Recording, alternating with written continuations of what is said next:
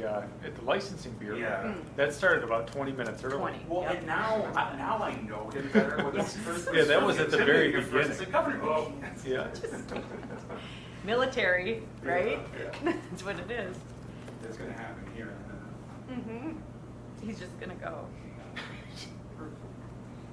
All right, we're good on the audio check then? Double check. Test, test, test, test, test. All right. All right, we're Is good. it working? We're good. Let's go. All right. Okay, Rock hold and on a roll. Here we go, Governor Smith. Give me 2 seconds. When you guys are asking questions, just speak up so that I can pick up. Sure. Are we good to go, Bruce? We're good to go. Okay. All right, Governor and crew, we're ready to go. Okay, I'm just gonna set this behind the podium. Do you want me to just carry it? It's okay. Okay, I can use it.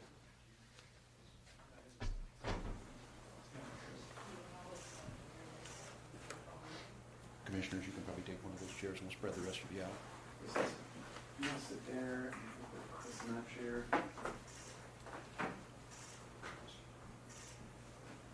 Good afternoon, Minnesota. Today I'm joining you for the first time from the State Emergency Operations Center. I want to give a big thank you to Director Kelly and the people who are working here. This is a busy place.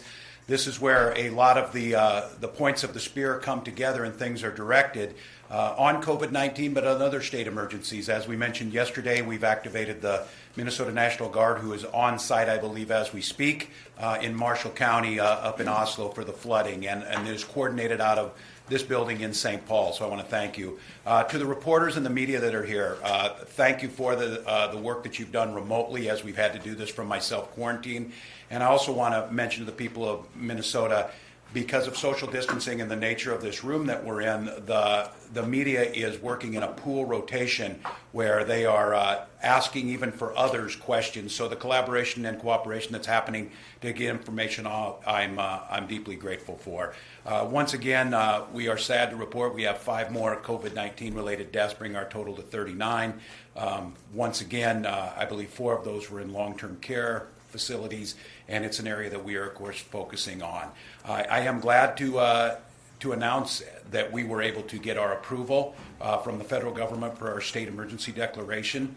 Want to thank the federal government and FEMA for the quick response on this. We're moving into the next phase already, as we said, but that'll free up a lot of dollars. I've spent the morning on the phone with the nation's governors, trying to take a look at what the CARES Act's going to do and some of the concerns that we have and some of the things that are positive, and then start thinking to the next level of what we need to do.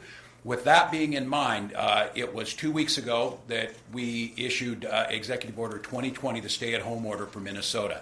At that point in time, we were pretty clear of how what we were trying to do. So what I'd like to do is I would like to bring us up to where we're at on this.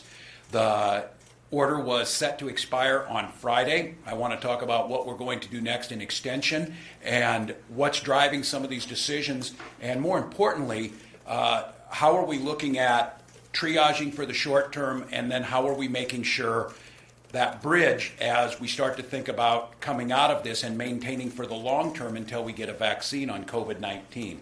So what I ask you to do, Minnesota, and you've done in a spectacular, very Minnesota manner, is to buy us time by following these rules, by social distancing, by making sure that we're staying home. We're doing distant learnings across the state, and again, I want to applaud the folks who are making that happen and supporting each other, our critical care workers with daycare, all of the stories you hear about folks getting together, cooking meals for them, making sure they're able to continue that. That's what we asked you to do so that we could buy the time necessary to plus up our hospitals, to increase testing, and to see what this thing is going to look like on the other side of it. So I'm going to ask you, we're going to continue to buy time. I'm going to extend today the stay-at-home order until May 4th from the April 10th. We will then align the public accommodation order. That's the issue on bars and restaurants and amusement activities from May 1st to May 4th. This will give us the time necessary to build that prevention and the treatment capacity. I'm going to talk about how we came to this decision, what are some of the implications of it, and where we're going to start thinking differently about this as we come out the other end. On this one, and this is one, if Jan, if you want to, Commissioner Malcolm, if you want to chime in, Why are we extending the orders? What are we looking at? First of all, the CDC came out with their guidance to the end of April, 1st of May, which is basically being interpreted by 42 of the 50 states as stay-at-home orders. It was articulated to us by Dr. Fauci that way, and I think many see it as that. Of course, actions by peer states, and especially those who are early on in the curve, seeing things that were working for them that were making a difference. Looking at epidemiological data on learning more about this, the thing about COVID-19, just in the time since that March 25th announcement on the stay-at-home order, it's hard to imagine that it was 2 weeks ago and only 12 days into the stay-at-home order, how much more we've learned and what's come on board. Just this morning, FDA approving the serological tests on antibodies with basically the finger stick. On with the governors, the federal government is telling us they're going to be producing millions of these by the first part of May and doubling every 2 weeks.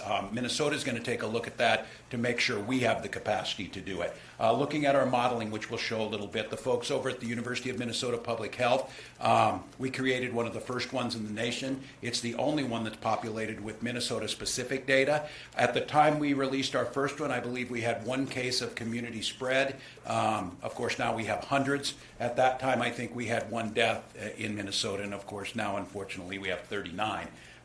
The experts we're listening to, that being the hospital associations, and I know that every time I start to speak about changing the stay-at-home orders, our hospitals and our healthcare professionals get really nervous about what that means, and again, that's what they're asking for.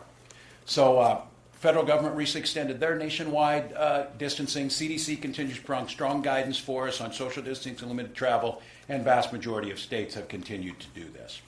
Now, I want to take you through some of the data and some of the things that we're putting together. And for those of you at home, if you're seeing what's on the screen, just explaining a little bit about this. What this slide is showing is, and it's normed pretty well with a select group of states, this was the days, and it starts at day 0 on the bottom on the horizontal axis of when you got your first 100 confirmed cases of testing. And Minnesota was testing about right in the middle, so trying to norm this out, this is about as close as we could get. So we were about in the middle of the pack, and this is on, you see on the left side, I'm sorry, I'm going to step away for just a moment, the cumulative cases per 100,000 of what we were getting early on. And then it takes off and shows the curve. And Minnesota has remained relatively flat, and you heard Commissioner Malcolm talk about this. We were seeing early on a doubling about every 2 to 2.5 days.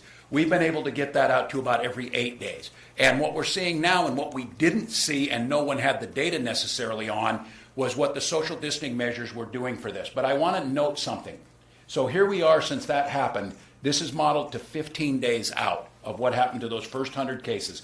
And we went now from about 2 to 100,000 to about 17 per 100,000.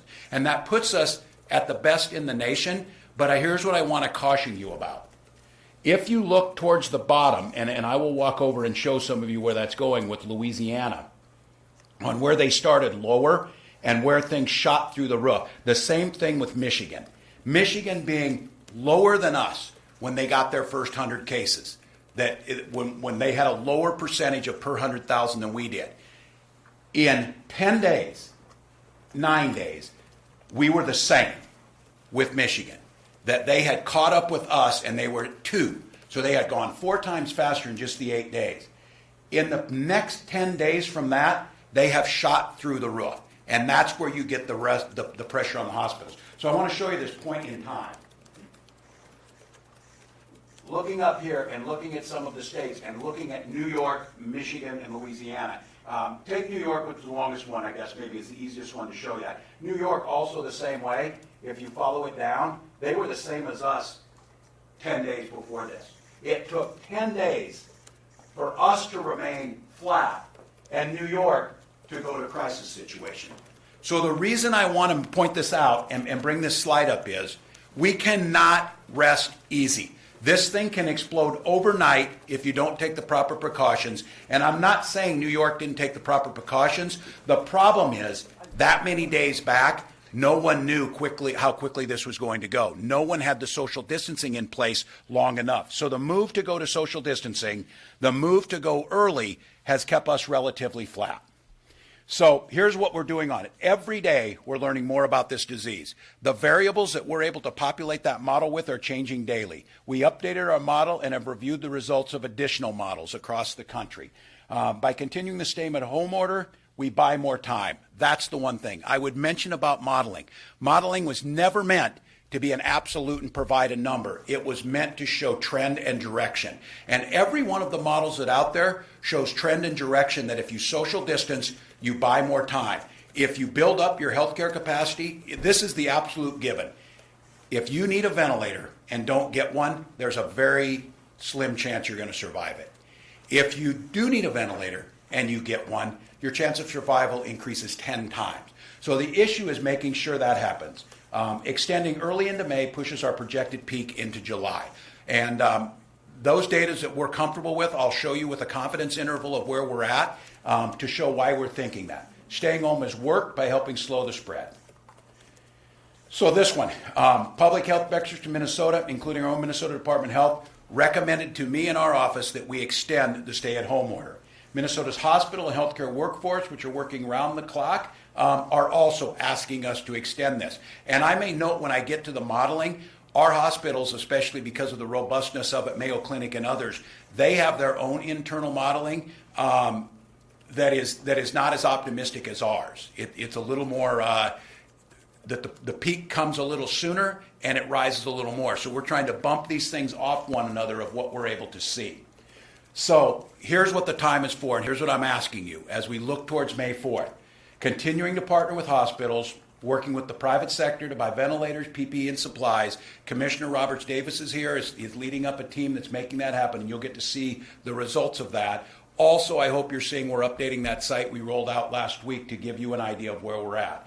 We're trying to provide equitable distant learning. We're planning to protect the most isolated and most at-risk Minnesotans. This is more of a challenge than you might think. There's civil liberties issues to come here, the idea of identifying people and how do we single them out. Most people are doing this on their own, and I'm hearing it from people. I have leukemia. I need to stay home from my job. Those are the exact type of things we're asking people to do, and it's those people we need to protect. We're building on our social distance strategies for starting to reopen society. What we're learning about what works with social distancing and what we're learning that we think we can do economically without jeopardizing the gains we've made, without ending up in a New York, Louisiana, or Michigan situation where you go from being pretty good and handling things and it seems okay to all of a sudden being out of control that fast. It's a bit like this. If we send 4 fire departments to a small wildfire and put it out, we couldn't be accused, I guess, of being a little bit of overkill on it. But the thing is, if it gets beyond where the 4 can handle it and gets beyond where 8 can handle it, the thing starts to double out of control. And that's exactly what we're looking for. And the experts will keep working on new treatments. This bottom part is good. That news today about the FDA emergency approval of the serology test is I think, a really good thing for us.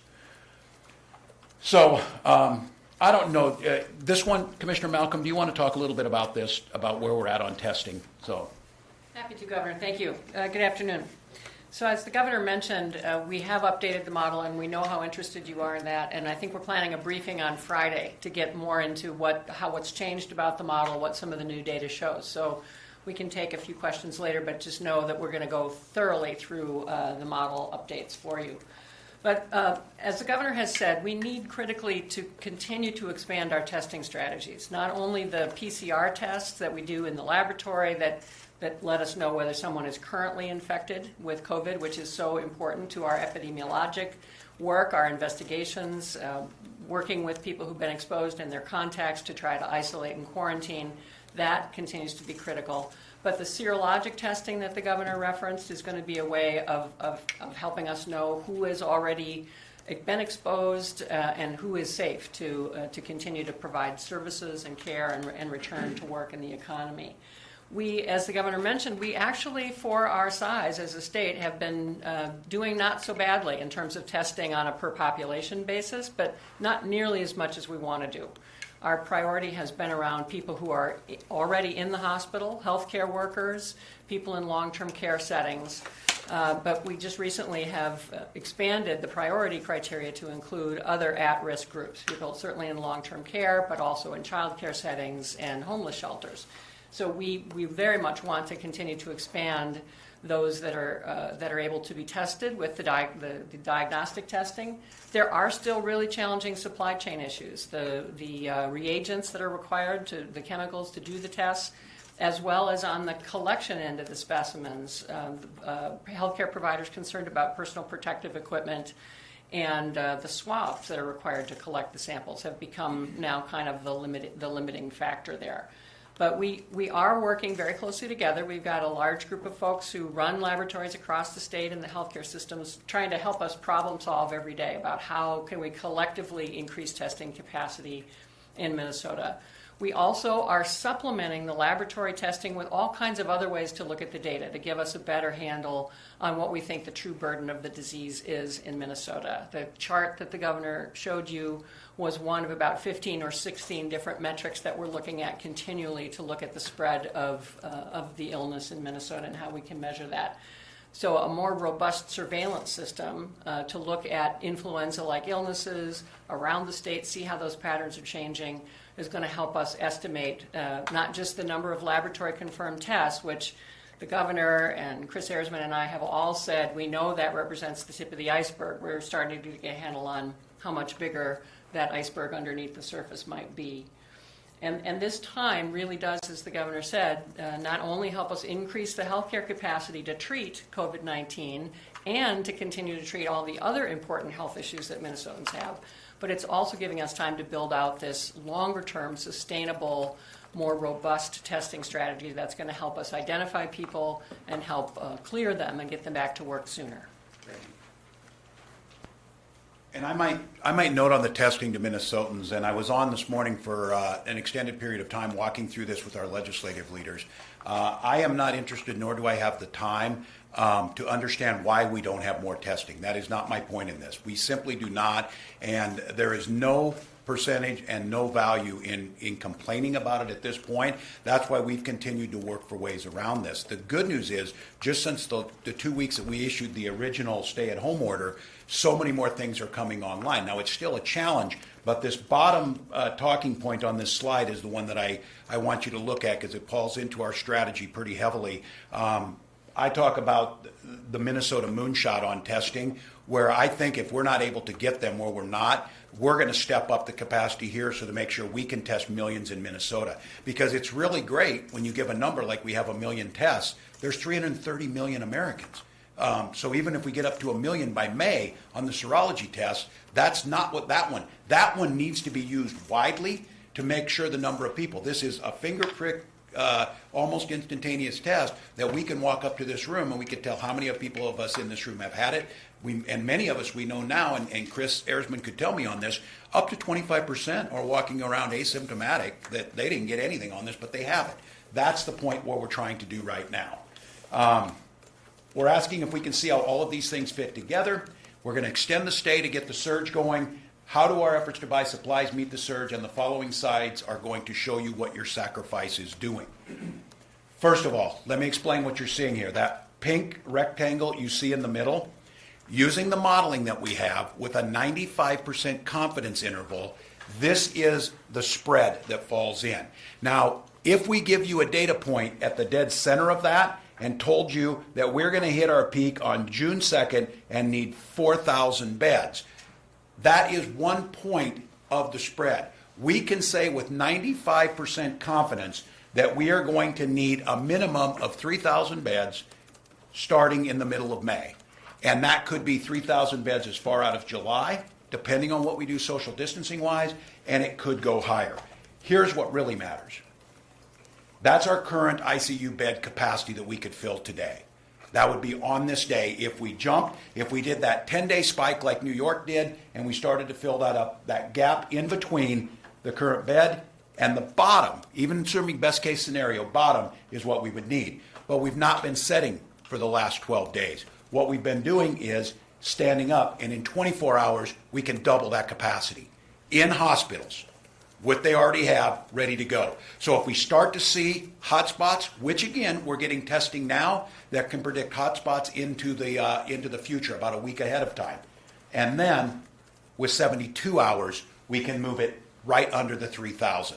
That's what's in place now. That's the work that's been going on, why we've asked you to stay home. There's also Joe Kelly's team, the Corps of Engineers and others have been working on up to, I believe, Joe, around 3,000 beds now in alternate care sites. Those will not be treating COVID-19 patients. Those would be taking people who are recovering from appendicitis and been able to be in that facility, so that we would not fill these beds with anyone else. This is good news. This is progress that's been made. We've made a lot of headway of getting to where we needed to go. From 2 weeks ago, those things were not there. Now, here's another complicating factor, but it's one we're working on. That's the current hospital ventilator capacity. We have gone out over the last 2 weeks and scoured every corner of Minnesota. We have had ambulatory surgical centers that were closed for elective surgery provide their ventilators, their anesthesiology machines that were converted over. So we're setting at about right here with ventilator capacity. And this is what our procurement team, both inside state government and outside, has been able to order. This is what's on order. So the problem is, in that parenthesis, is back order. And right now, most ventilator manufacturers are required by law to sell to the federal government. So this conundrum that we're in is when we're told that the governors need to go out and procure this, if we're working with a company who is obligated to sell first to the federal government, we are put on a back order situation. And that's where we start to do everything we can to turn over every stone to try and find these. The good news is, and I would say this, that first to the left, and the April, May, and June timeframe till we get above the beds and just about hit our peak, that we think a lot of those are going to come from Medtronic, who has already committed and already delivered some to us. So that procurement feels more secure to us. The ones going out are a little bit nervous. Now, the argument being made is that when New York will be done by this time, that the Strategic National Stockpile will be replenished and those will come to us. That's a possibility, but I think it behooves us not to count on that, because states are struggling with that. And I might also say, where you've seen some states that were able to give ventilators to New York, what's different than that is we have none in strategic reserve. These are all in operating situations. Oregon was Washington State, which is fabulous, helping out New York, but they were given ventilators from the Strategic National Supply that they did not use, so they sent those on. So I want Minnesotans to know we are more than willing to help every other state. We just don't have the capacity in reserve at this point in time, and it's reckless for us not to figure out how to get to that line. Now, here's the tough one. What you're seeing on the screen is the projected PPE availability. You keep hearing about the shortage of masks, the shortage of gowns, the shortage of face shields, the personal protective equipment that we need both for the healthcare providers, and which, if we had enough of this, would be in the hands of childcare workers, would be in the hands of our delivery drivers, some of the things that wouldn't normally have to have it. The problem with it is the supply chain is strained, both here and internationally. I might tell you this, we have private sector partners who have helped with Commissioner Roberts Davis, and we had a significant number of PPE ready to move out of China before the Chinese army surrounded the facility and said they're not going anywhere. Those are the things that are happening now. When the state of Minnesota and a private sector partner ordered these things, they were being palletized and ready to move out until the Chinese army stopped it from happening. So the cone you see is, in a worst case scenario, we drop off and have a massive shortage. If we get this going with the Defense Production Act, if we get it going with some of the supplies as areas start to cool down, like Italy and in Europe, by the time we hit our peak, a lot of these places may be down and the supply will come back. That being the case, we think there is a decent possibility that by the time we reach peak, we will have this. We don't today, as if you see it. All right. This is where we would be today. After the 2 weeks, if we stopped and froze in time, this is what would happen. Now, obviously, if we took off the stay-at-home order and reduced down from what is basically an 80% face-to-face reduction and even went back to the 50% where we were at, you would obviously see this change. And if we took everything off and went back to normal, the peak would come rushing back at us and it would probably go up. And that's what the modeling shows. But the next slide shows you what our next 2 weeks will get us. It will get us, one, a bit of a push out. That brings us with the back-ordered ventilators pretty much to where we need to be. And with the social distancing that we're doing, and with Minnesota, at this point we have enough data to show this, we are overachieving a little bit on this and exceeding where we need on this mitigation process. We push it down with testing and the changed behaviors. Now I say the testing because it's getting better, but it's going to be dependent on how quickly we ramp this up.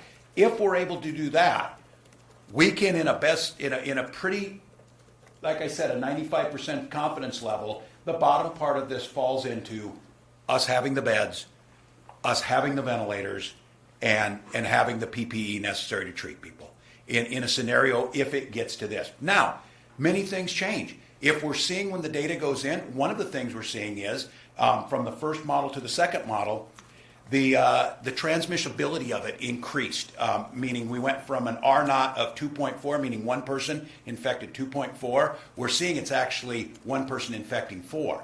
But what also changed is the severity of the hospitalizations and the length of stay.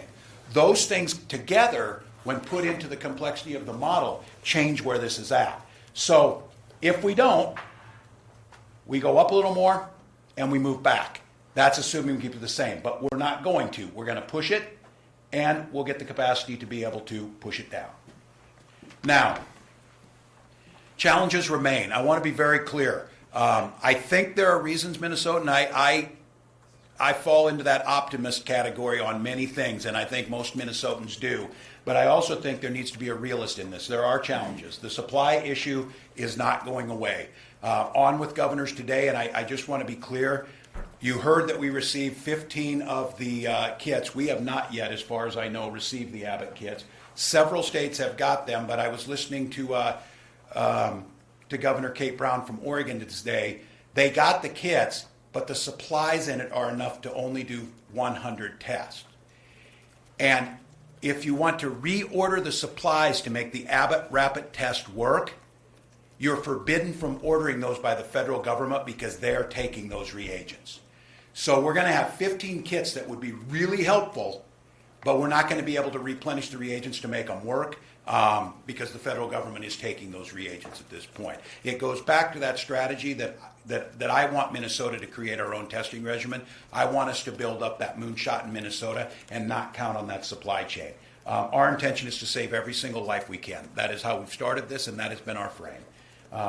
The order impacts, again, Minnesotans' ability to earn a living. You'll hear more a little later from Commissioner Grove for just a few minutes about unemployment insurance. He's got some good news is the $600 add-on from the federal government in the CARES Act has been processed, and I think we're one of the first 2 or 3 states that have got payments out the door on that. So that means people will receive their Minnesota benefits that tend to be very relatively generous compared to other states, and then $600 on top of that. So we have a breakdown of this, and the commissioner can talk to you about that. In some cases, people are going to replace their entire income that they by being off. And I know, and we talk about the economic implications of this. I certainly recognize we don't want to disincentivize people or incentivize people from not working. But we also, in this case, in this rare circumstance, we certainly do want to keep people out of dangerous situations, and we also want to make sure they can pay their bills. So that's where this goes, 13-week extensions, and you'll hear a little more from the commissioner on that. He'll talk SBA loans, he'll talk Minnesota small business loans. And before I come to a final slide and we do just a quick brief and then take a lot of questions from all of you, I want to mention in this that as we redid the executive order, one of the things you're going to find in the executive order is me asking my commissioners are working with the health department and with businesses to develop short-term plans to help more businesses reopen. We're going to try and ask them in the very short term to create protocols based on social distancing and best practices that doesn't change the progress we've made, doesn't put people at risk to exposure, but allows us to reopen some of the industries that were not considered essential the first time. I just want to be very clear about this.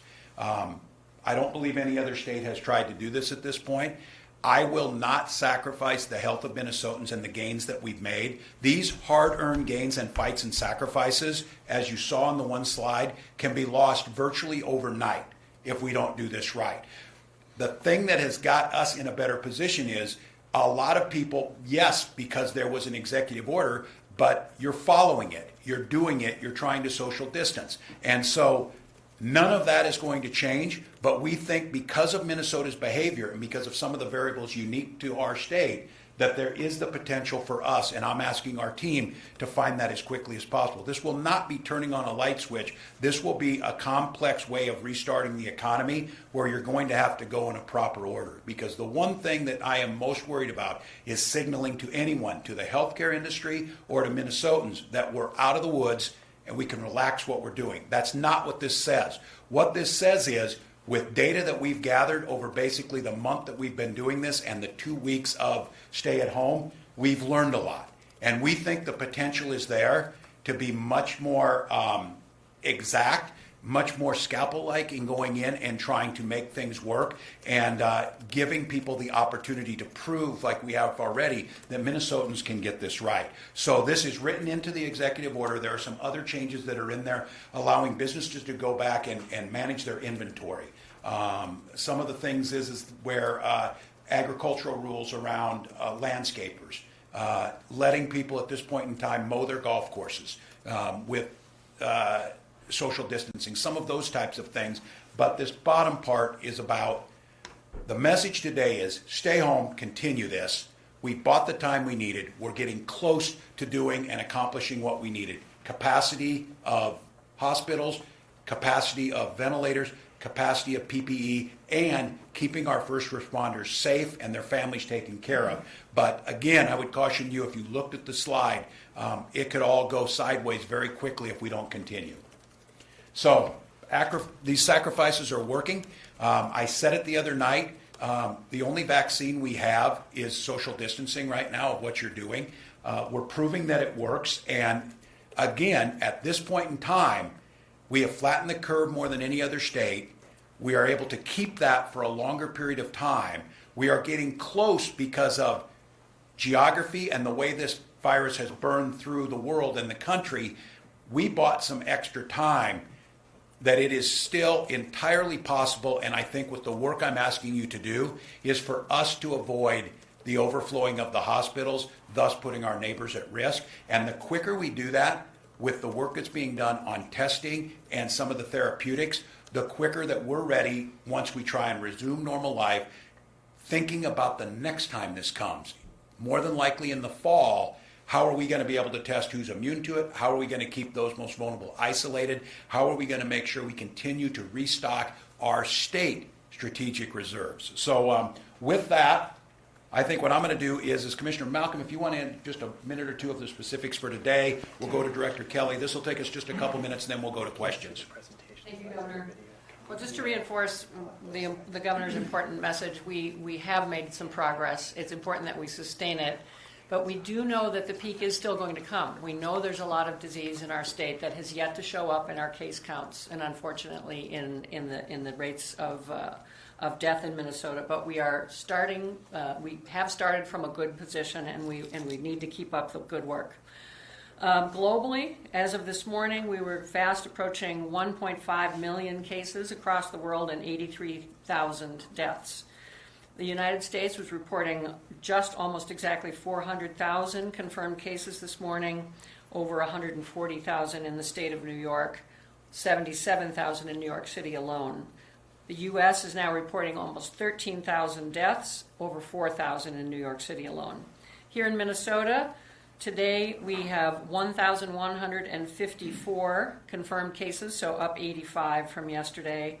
We confirmed 5 more deaths, as the governor has said, for a new total of 39. 4 of those were elderly persons who had been residents of long-term care. The 5th was a resident in the urban area in their 50s with underlying health conditions not associated with long-term care. I do want to just take a quick moment to say again how much we appreciate the work of the folks in our infectious disease division. who are doing contact and case investigations and working literally around the clock.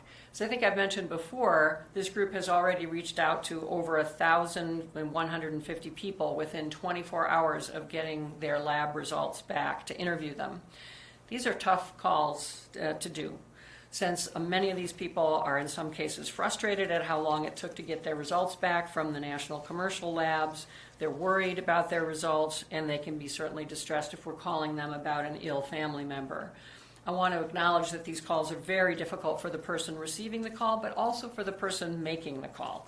It takes its toll, and these folks are doing this 7 days a week, 16 hours a day. So I want to thank our health department employees for doing this vital work to help contain the spread of the disease. I want to talk just a moment about COVID-19 in rural Minnesota. Yesterday we talked about COVID-19 and its impacts on diverse populations experiencing health disparities, and those are real, and we need to keep our eye on doing everything we can specifically with the communities that we know are going to face a higher burden of this illness because of their existing health disparities with respect to many, many kinds of chronic diseases. But today I want to mention another group of Minnesotans who are at higher risk, and that is Minnesotans living in rural areas of the state. We've seen some metrics suggesting that people in some of the rural areas of the state may be following the social distancing guidance with a little less rigor, perhaps lulled into a sense of security, a false sense of security, I would say, by the fact that most of the cases so far are in the Twin Cities and other urban areas. However, our past data on Minnesota's population health statistics show that rural Minnesotans are, on average, older and also have more underlying health conditions than the state population as a whole, which means they too are at higher risk for severe COVID-19 related illness.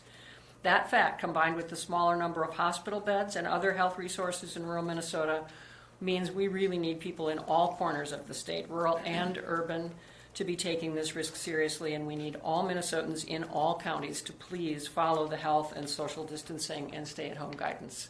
Thank you. Director Kelly. Thank you, Commissioner, and good afternoon, everybody. As a member of the team that's working to help make sure that our state is as ready as we can be when our COVID-19 peak hits, I thank all Minnesotans for continuing to do the right things under the stay-at-home order and the other social distancing guidelines that are out there, because that gives us more time. And as the governor said, that's more time to get ready. And Governor Walz talked about how important, how critical that is for our hospitals. But it's also very important to the work that we're doing next door in the State Emergency Operations Center.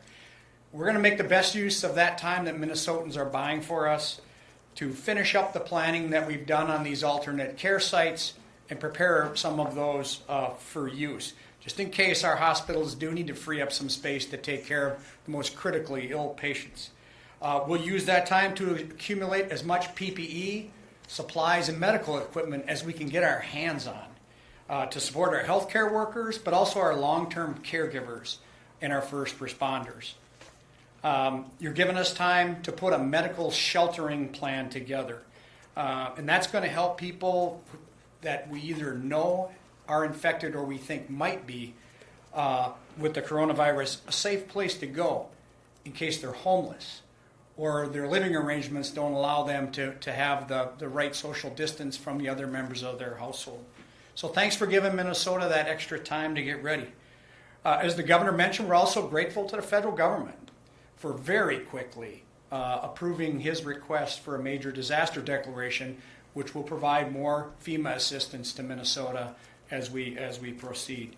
And as a former soldier, I'm profoundly grateful to the men and women of the Minnesota National Guard who, in the midst of all of this and whatever else they had going on in their lives, put the needs of other people ahead of their own and reported for duty in Oslo today to help that town fight another Red River flood. So thank you for the time. To tell you, I'm glad and proud to be a Minnesotan today, because I really think we're rising to meet the challenges that the governor has articulated. So with that, I'm going to be followed by Commissioner Steve Grove with the Department of Employment and Economic Development. Commissioner. Well, thank you, Director Kelly. Good afternoon, everybody. As the governor said before, we have some good news to share in the realm of unemployment insurance, which of course is the primary backstop we're using to help Minnesota workers get through this time. We are among the first, if not the first state, to be able to process these additional $600 payments that came in through the Federal CARES Act. That's thanks to our team working throughout last weekend to build that, the financials and the technology into our system so it would be ready. And as soon as the Department of Labor turned on that ability last night, we were able to process almost 200,000 applications for that additional $600 for a total of about $115 million. This is so important for workers who need that money to get by during this time. And as the governor said a moment ago, it's actually, when you take the amount of money that Minnesotans are getting through our typical program, add that $600 on top of it, many Minnesota workers are actually making more on unemployment insurance during this time than they would in their day-to-day work. It's an odd incentive structure to be in place, and of course, there's some challenges that come with it, but at a time when we're asking Minnesotans to stay home, we're grateful for that federal money, and of course are going to get every penny of it to the Minnesotans who deserve it. If you have applied for that money, you don't have to do anything additional. If you're in the system, we will proactively reach out to you with that additional $600 as fast as we possibly can, and it backdates to March 29th. That's when this began, and so please be patient, but we expect checks to hit into bank accounts as early as later this week. You may not see it inside of your actual platform on uimn.org, but it will end up in your bank account, and we're grateful for that. Numbers continue to rise, of course, for unemployment insurance. We're at 367,194 total new applications since March 16th. That's a rise of additional 12,925 yesterday. For those of you watching the numbers, we are trailing off a little bit. Still lots of applications coming in, but not at the same rate that they did last week. We're about 5,000 applications down compared to last Tuesday, for example. So since last Friday, essentially, that trend line has been beginning to decrease significantly. And with that, we've been able to open up our call lines more often, so people are able to call in. We, again, do recommend that you go to uimn.org to take care of all of your questions and to apply. But if you need to talk to somebody, you can give us a call. We're taking about 6,000 calls a day. Wait time's around 62 minutes, which isn't great, but certainly is better than it could have been given the staffing increases that we've made over time to ensure that we're working hard for Minnesotans. Governor mentioned business assistance. He's directed us to look at ways that we can begin to get non-critical sectors back to work when the time is right, of course. We'll only do that under the proper social distancing guidelines. And, in the meantime, we want to make sure that all small businesses are aware of the programs that we have lined up to help in the interim. The SBA.gov website has a lot of great programs there. Every business should take a look, and one of the most important ones is a quick $10,000 grant that you can get from the federal government within about 2 days if you apply. We suggest every small business do that. And of course, there's a Paycheck Protection Program which pays up to $10 million in wages over time to protect the jobs and wages of workers during this difficult period of time for Minnesota businesses. Our small business assistance programs in the state have begun to churn out lots more money. We're up to $2 million of state dollars that have ended up in the market as well. That money comes even faster. We've done about 60 total loans, and those continue to rise every day. And the team can get those out in about 36 hours once they're applied for. So, again, we're doing everything we can to get Minnesotans money fast, to help quickly during a difficult time. And, given the extension of this stay-at-home order, we know it's all the more important to help small businesses, help unemployed workers, and that's what the governor has directed us to do, and that our team at DEED is working hard on every day. With that, I'll turn it back to the governor. Thank you, commissioners and directors. This is the first time I have been in the presence of them for about 16 days. We talk often every day, but to be in visual shot of these folks is really gratifying. I know how much work they're doing. Please, let's open it up for questions now. I'm sorry we took a little extra time, but I wanted to go through the decision-making of the news today is the extension of the stay-at-home order till May 4th, the bars and restaurants till May 4th, schooling till that point, with some changes to this and an expectation as more capacity to test comes online and more ability to social distance at workplaces that can start up again. We want to see that happen.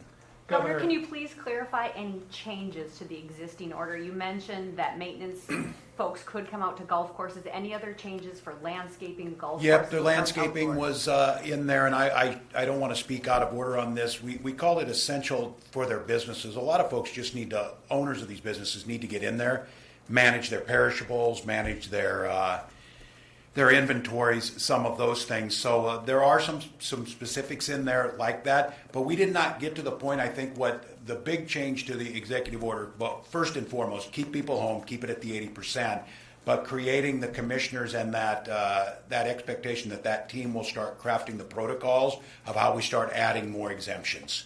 as we go forward. They're So not written in right now. You expect to continue to add more Absolutely. exemptions in the coming weeks, even during this? Yes, and that's the biggest change and the difference on it. But what I want to be very clear about is I've told people, if it were safe and we could protect people, we would of course start every business tomorrow.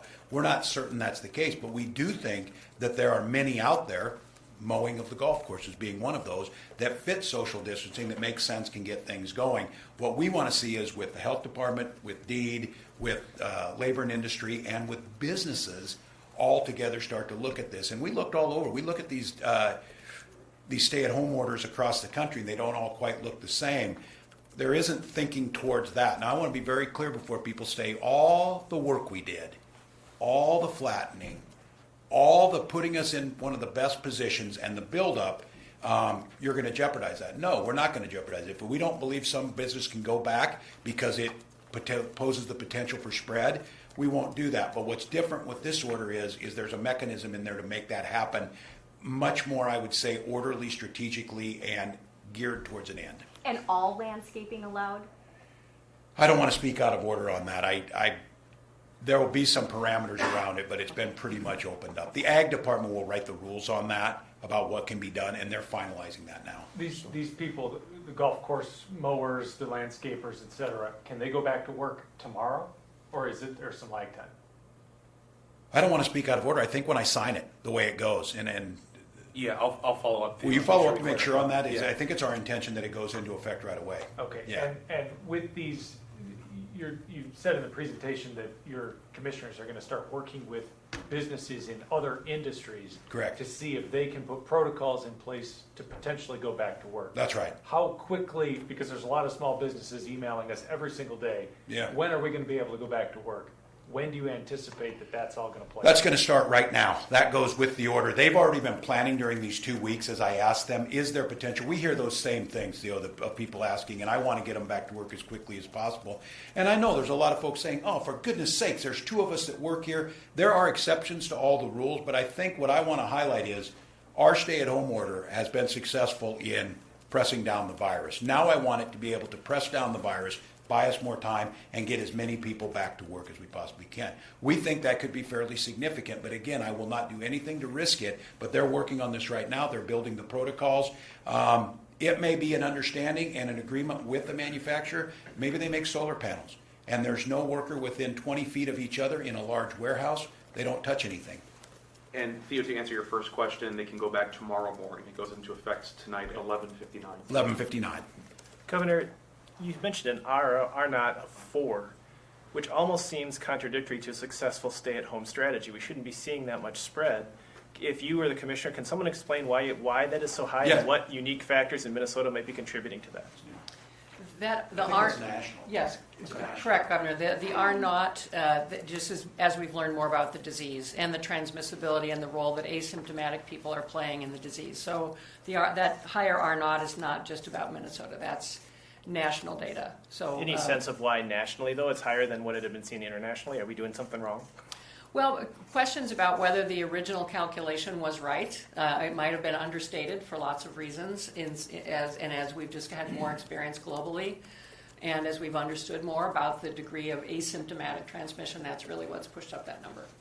And a follow-up question on that, because the governor had mentioned 25% of people walking around with it. Is that again a state? Chris, is that about right? A state number, a national estimate? Provide more on that. Do we just right now is 1 in 4 of us walking around with it in this room? Yeah, so Chris Erzman, Director of Infectious Disease. So just to clarify that a little bit more, the R naught was based on the experience in China and other places, but as the governor and the commissioner have said, there's been more data on asymptomatic transmission with some of the cruise ships. They were doing multiple rounds of testing, found that people were asymptomatic, and then many of them went on to be pre-symptomatic and develop symptoms, but about 17.9% continue to remain asymptomatic, so right around that 20% mark. So that is what's partially contributing to that increased R naught. Thank you. It's a great question. It totally highlights this idea of the serology test. If we could walk through this door today as you were there with a 5-minute touch the finger, get a result, we could find out in here who's had it and then start to understand that immunity. Are you going to, there's a reference in the presentation to organizing and increasing our testing efforts. Yes. Are you going to organize antibody testing? We won't have enough. Are you going to prioritize as a state who gets that? Yes, I believe we are, and I'm telling you that ahead of time. We've spoken fairly extensively. I spoke the other night with Dr. Farrugia as they were getting the national contract, Dr. Farrugia being the CEO of the Mayo Clinic. There's others that have the possibility. He put it out not from a Mayo Clinic perspective, but from an epidemiology perspective, that the belief here is that this could be a key factor in restarting things and getting things back up. The White House today is briefing everyone that they're going to do this. We just got told on the governor's call that they're anticipating having 1 million of these. The FDA approved it, I believe, this morning for this test. That they want to have 1 million of them by May and then double it to 2 million by June. We don't think that's fast enough, and we don't think that's enough of them. I'm not complaining about that. What I'm thinking is, if we have that technology right here, and if the state, and I'll talk to legislators, I'll talk to the folks who can do this, if the state stands up our own and we become in partnership with someone, the ability to run these out. And if it proves that that's right, I want to be very careful of, there's still some work to be done on this. It's still very early on. There's no guarantee that this is the panacea, although it looks really good. And the answer to your question is, if it's showing that we can test quickly and rapidly with accuracy of who has antibodies, and if the state can invest in that to test as broadly as possible, we will stand that up. And I think that's our goal at this time. Governor, I've heard from a Republican lawmaker who said that this person's been very supportive to you up until this point and believes your decision today was a mistake, not to create more exemptions, especially for outdoor workers, small businesses under 10, and this lawmaker fears you will begin to lose public support now. Well, I don't know where this lawmaker got their information. Did they listen to the public health experts? Did they use all the things that we have? And did they hear what I said is, we're not saying that we can't do that, but we're not just going to release them. What evidence and what data is this person saying that we should just give a blanket and you should go do this? The commissioner's right. We know by county who's adhering to these things pretty well, and we're seeing some that aren't doing it as well as others. And so I would simply say that the data and the 42 states that are following this general direction, where we diverge from them is we think we've got the capacity, because of our testing capacity and because of our social distancing is working the way it is, that we have the capacity to smartly bring people back in without jeopardizing this. So no, I disagree with that. That maybe as a lawmaker who would have agreed with Governor DeSantis to keep the beaches open. I fully disagree with that. So I don't believe that's the case. I think Minnesotans understand what it's going to take to do this. They understand what the data shows, and they see the trend line that's going. Governor and Commissioner, about the modeling, which you said you would take some questions about today. I'm curious, because you had mentioned the stark number of 74,000 Minnesotans could die if the state did nothing a couple of weeks ago. I'm wondering, with the social distancing that's in place now, what are the projections on the deaths now, and when is that peak? Yeah, and I would note on this that all of the modeling, keep in mind when the president finally decided that we were going to go all out on this, the numbers they used that day was 2.2 million for the United States. They revised to about 100 to 200,000. And I think the thing, and I want to be clear, is that there was just a lack of data early on. And I have to tell you, there was a large discussion in our office about this, because that number shocked me. And I went through this. I said, well, we're not going to not do anything. We're going to do a lot. We're going to reduce this. But one of the questions come is, imagine if we had that data, didn't put it out there, worst case scenario happens. Imagine the questions you're asking me as governor. You knew this could kill this many people, and you didn't move forward on that. We thought and had that discussion and thought to put it forward. I'll have Jan go what we're seeing now, and it's significantly different if we continue to do what we're doing. So again, I would just mention, as the governor said, the model version 2.0 is more precise. It has newer data. So even under the second run of the model, if you will, version 2, that original hypothetical starting point, if we had done nothing, so sort of the comparison case, the numbers in the new model came down from 74 to 50. But that's within a very wide range. So that would be like somewhere between 34 on the low end and 68 on the high end. The governor spoke of the 95% confidence interval, that the range is that wide. So that was in, again, the hypothetical scenario of if things had just gone unmitigated. So there isn't a precise, and we really still want to really counsel people that we're not predicting a certain number of deaths will happen or won't happen with these scenarios. It's directional. It's all about helping us understand which levers have the biggest impact. And what the model confirms, the Minnesota model and the other models that the governor has talked about, is that the biggest levers really are building up ICU capacity and isolating the most vulnerable. So the model continues to confirm that and continues to suggest that if we continue the population-wide social distancing and then continue to work hard to build up the capacity and keep the most vulnerable people more protected, that we can manage to much lower mortality figures. So Dr. Fauci has said 100,000 to 200,000 nationwide if social distancing is in place. What's the model show here? If social distancing is in place, how many will die? The lowest of the ranges is around 6. I think the kind of the middle of the range that various of these scenarios suggest is in the 20 range. But some of the variations are 6 to 9 to higher. As the governor indicated, some models interestingly show a lot lower deaths, but a lot faster peak. And we keep hearing about the Washington model and why is that so much lower in terms of deaths. We're trying to understand that too. We're also, as the governor said, comparing numbers with some of the health systems that are looking at their own data. In fact, we're meeting tomorrow to kind of lay out what's the same and what's different about some of these assumptions.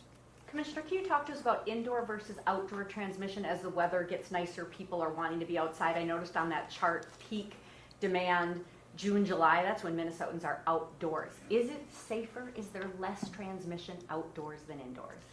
Well, typically that's been the seasonal pattern we've seen with many other viruses, that as we're less confined indoors, that natural social distancing happens outdoors.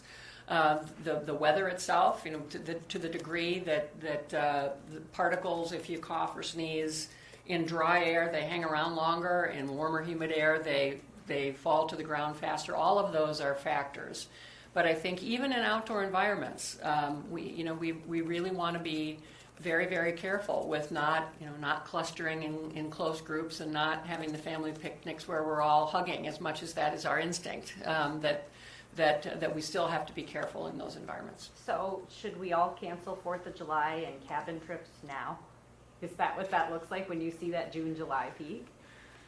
Well, we hesitate to say, let's just cancel summer, but I think we do have to, again, learn how things progress and be smart about some social distancing strategies that just keeping in mind the value of trying to maintain more distance than we typically would, and those personal behaviors that hand washing and the hygiene around being very, very careful where you cough and sneeze are just so very important. We're going to have to keep up those behavior changes for a long time. Governor, could you address that too? You've lived in Minnesota a long time. You know that culture of going outdoors, gathering, June, July. That peak really times out at that time. Yeah, it's hard. The weather's hard. I saw it at the dog park, and people are doing pretty well. They're social distance, not a lot of masks, but we do worry about that. We worry, and I think we're encouraging people to get out, stay healthy, but then I know that there's kind of a contradictory message, but don't drive up north and overrun Mille Lacs or wherever it might be. Those folks are asking us, please,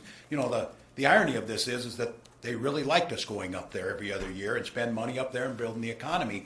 But now they know well enough what happens that 2 or 3 cases in a rural hospital is enough to overwhelm the ventilator situation. And so what I'm encouraging people to do is to think smartly about this. I hear you on these outdoor activities from people saying, hey, what about the boat storage places? At least let them open up for a day to let us go in one at a time, get our boats out of storage. That makes great sense. That's what we should be doing. Smartly, make sure there's protocols. How do we do it? Same thing with the golf. And I know that there's people saying, wow, what an elitist thing to worry about or whatever.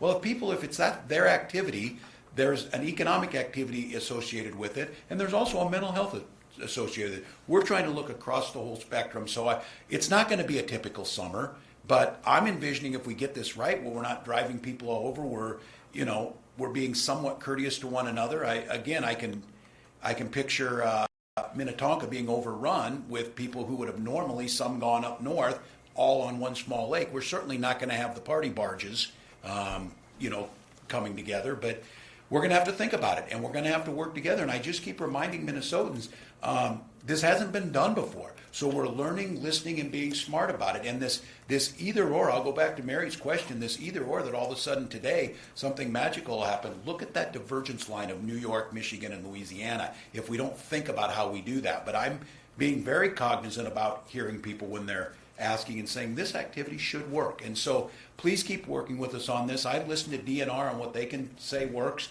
We're allowing people to pay, by Dropbox and not put them in contact, but it still gets crowded out there.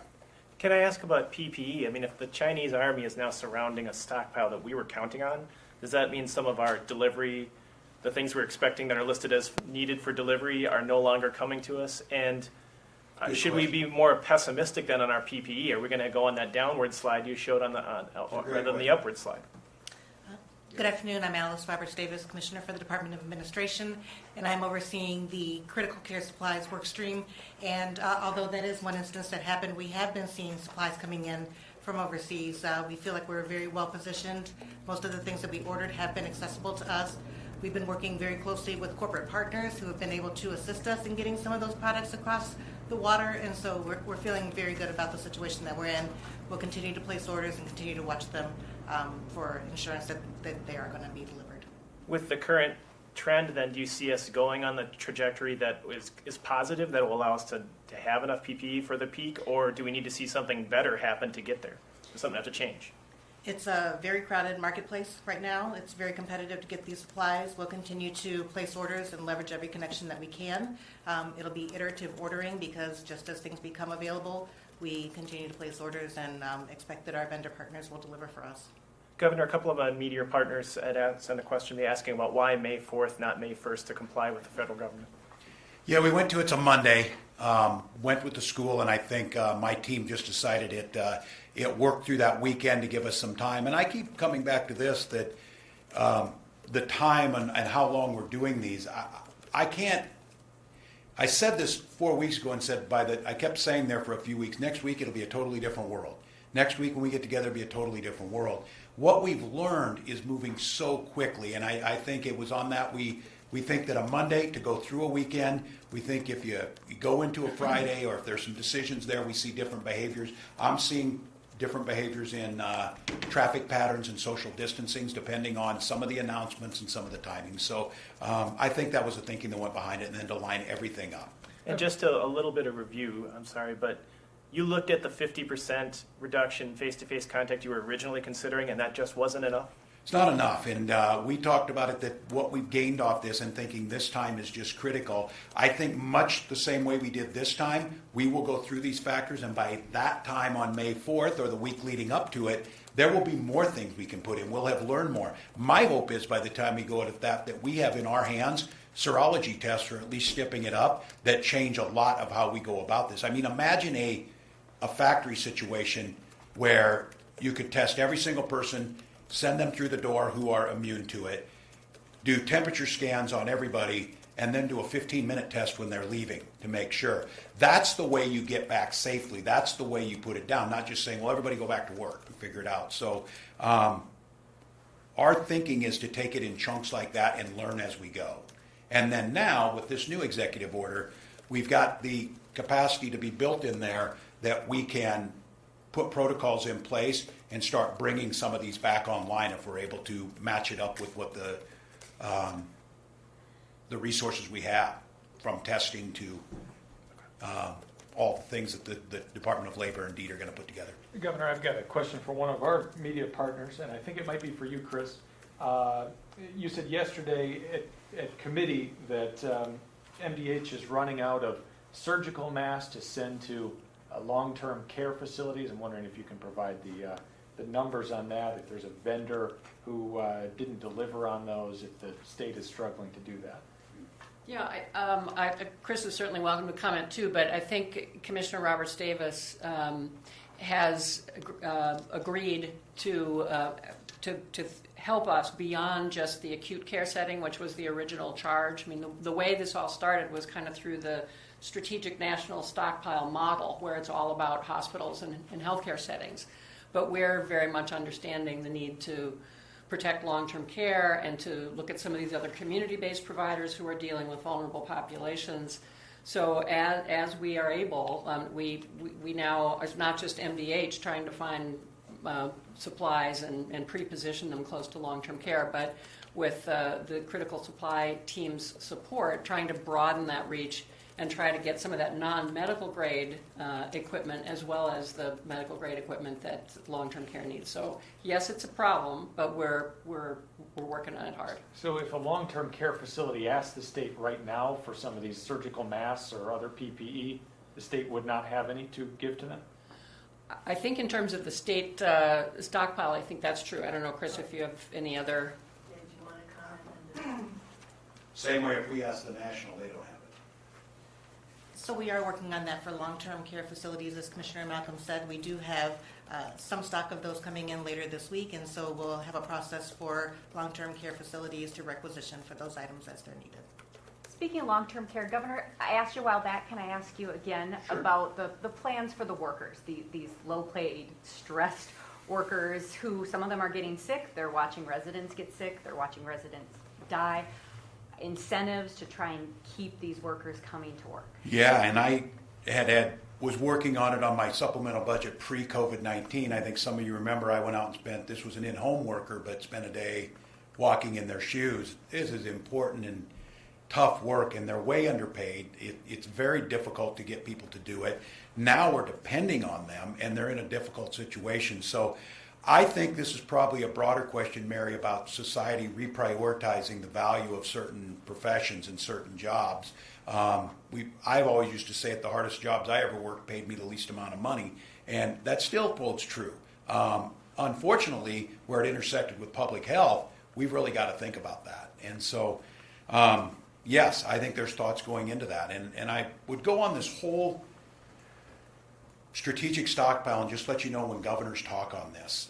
One of the first things when you become a governor, and everybody tells you to do this, is when they give you the keys to the car, if you will, the first briefing you get is emergency management, meaning that is your first responsibility. What happens if a tornado hits? What happens if there's a terrorist attack at a football game, whatever it might be?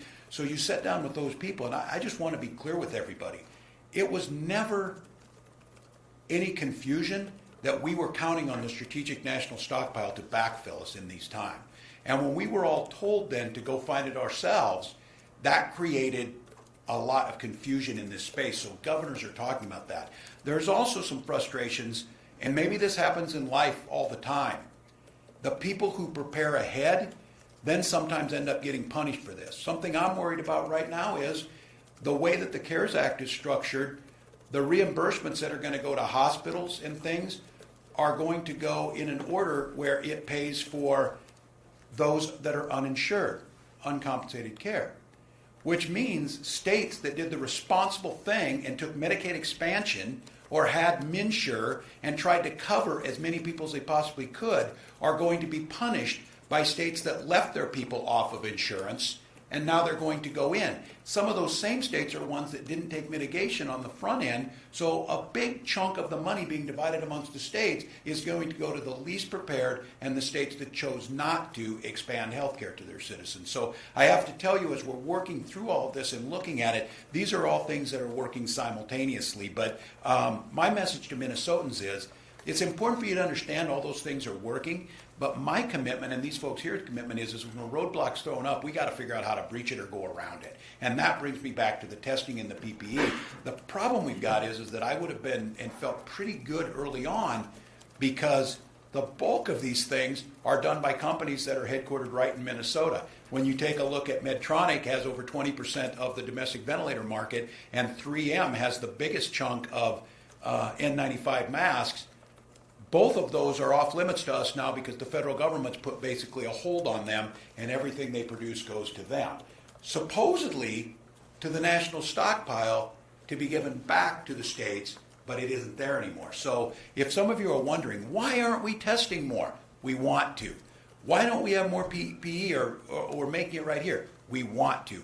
And I think we're at the point right now is if you buy us a little more time with this stay-at-home order, we're going to ramp up those things internally and do it ourselves, even more than we already have. And then I would send out as a closing to the number of companies and individuals who have stepped up. Not only have they had their livelihood shut down, they pivoted and started making these things. And it can be from the largest companies that are doing this, like Frost River and some of them in Duluth, and it can be a story, I think Fox 9 ran this on Nadira Mohammed, a student at the University of Minnesota. Her pharmacy professor asked the students, hey, if you got a lead on masks. She went home to her mom, Somali refugee, came here in 1993, wanted to do something back. Her mom is a seamstress, so now she's cranking out masks for people.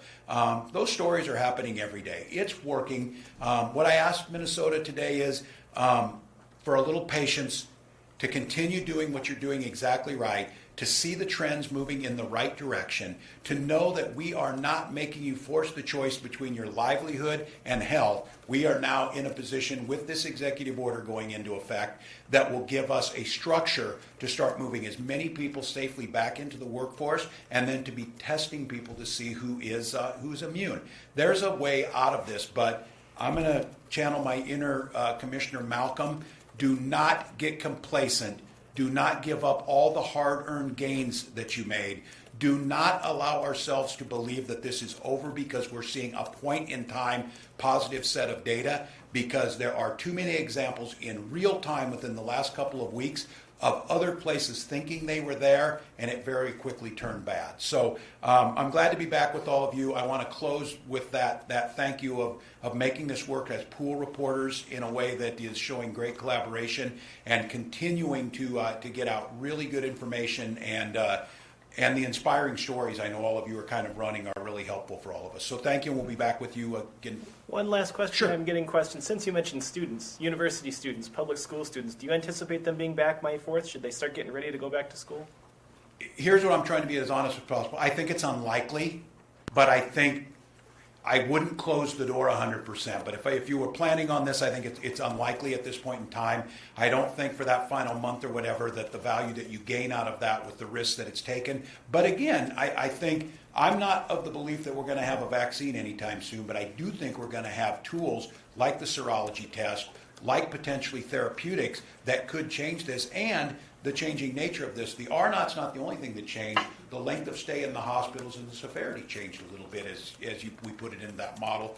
Both of those, again, at this point in time, seem to be really positive. So we'll be back with you at this location, Teddy? Yes, likely back to a press call tomorrow, but we will be doing press conferences as well going forward, and those will take place here at the State If we Emergency have new Operations information. Center. So Yep. Thank you, Minnesota. Stay home and stay healthy. Thank you. Thanks, Commissioners. Thanks, everyone. Governor, you're going to kind of come back this way. All right. Thanks, folks. Good to see you all again. Thank you. What we wouldn't give for a soccer game, Mary. Oh, you're telling me. All right. Thank you all. Thanks.